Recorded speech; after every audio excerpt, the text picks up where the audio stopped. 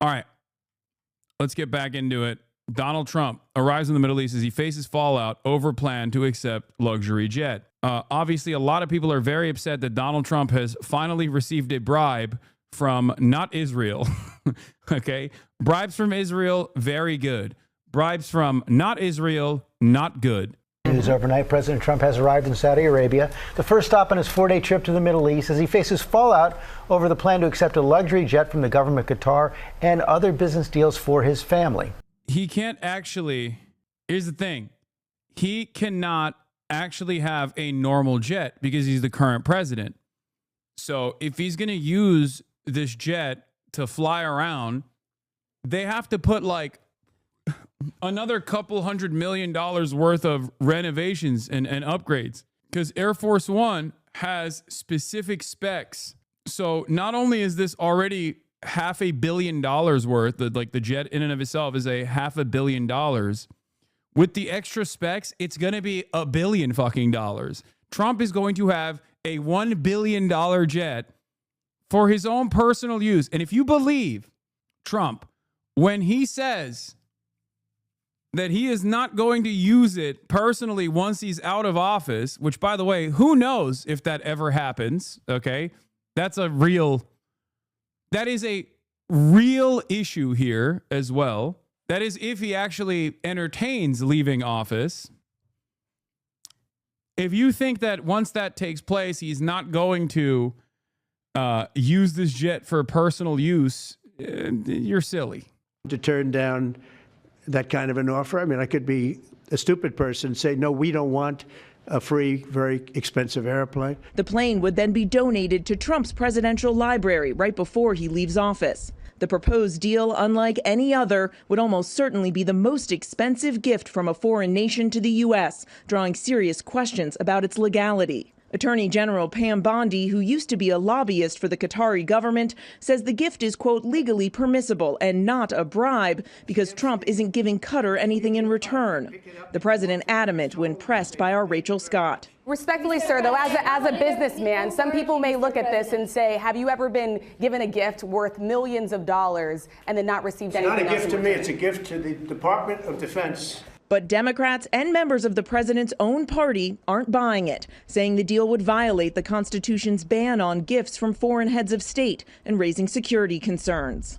Air Force One is the Oval Office, it's the press room, it's the Situation Room, all in the air. Why on earth is it a good idea from a national security perspective to let another country, let alone the emir of another country, give President Trump his next Air Force One? He seems to intend to use it for Air Force One. Do you have security concern? Well, they better sweep that plane from front to back. She had no words. She was stunned. She was too stunned to speak. Within the Secret Service, the potential of gifting a plane by a foreign government for a presidential use is being viewed as a security nightmare, a law enforcement source told CNN. Yeah, no shit. I think the amount of time it would take for them to actually, one, sweep the entire thing, and two, take it apart and then rebuild it to fit the specs of Air Force One for operational security would already extend beyond his fucking presidential his presidential term. Okay? Like that I don't understand. Like when he says, oh, it's just fucking, I'm gonna give it to my foundation. I'm not gonna use it after I'm done being president. It's like, do you know how long it's gonna fucking take to rebuild that thing? It's probably easier to build Air Force One from scratch than it is to most likely tear this thing apart and rebuild it to suit the purpose of Air Force One. Air Force One, for the record, is a plane designed to withstand nuclear holocaust. A plane that can fly around permanently as long as it gets refueled. Okay? The idea that it's like a normal plane is so stupid. It has incredible amounts of securities all around it. Boeing said the new plane should be ready 2017, 2018. But of course, as you guys know, considering that, I am also funded by Qatar and the major oilers that are my most significant funders. Thank you. This broadcast is sponsored by Qatar. You know, it's great that they are. It's great that they're also juicing the GOAT, Donald Trump. Anytime someone gift subs in this broadcast, which by the way, you can also become a part of Qatar, the great nation of Qatar, subscribing to the broadcast. It is easier to repurpose the plane than build a new one from scratch, especially if it has to be a 747. Also, our Air Force One program is gutted, so it won't even happen without budget approval from the feds. I feel like a plane outside of those specs. Look, I'm not going to say anything, but I am very familiar with commercial airliners turning into being repurposed for military capabilities or vice versa. I won't speak on it too much. At least I know more about this than the average fucking person. And I know how long it would take for a plane like that is completely... I know that it would take a very long time, basically, to retool that to suit the purposes of being Air Force One. Hold on.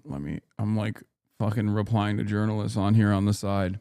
Now, the president has a busy first day here in Saudi Arabia. He is slated to give remarks later at an investor forum with Saudi and U.S. business and tech leaders before attending a state dinner with both the king and crown prince. Robin. All right, Mayor, thanks to you. Places like Dubai and Abu Dhabi, Doha, Muscat, the transformations have been unbelievably remarkable. Before our eyes, a new generation of leaders is transcending the ancient conflicts of tired divisions of the past and forging a future where the Middle East is defined by commerce, not chaos, where it exports technology, not terrorism, and where people of different nations, religions, and creeds are building cities together, not bombing each other out of existence. We don't want that.